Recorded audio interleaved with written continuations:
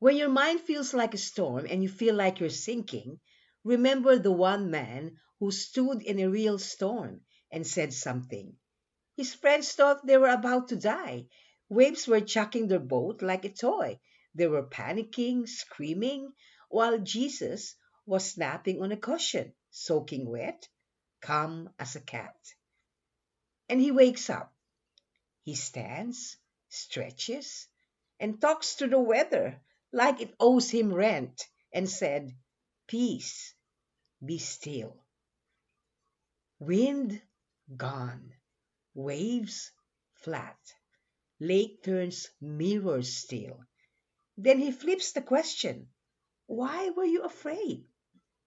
That same voice that silence sees wants to silence your 3 a.m. what ifs.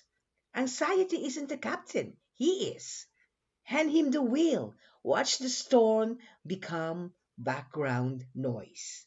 Comment peace if you're letting him steer your storm today.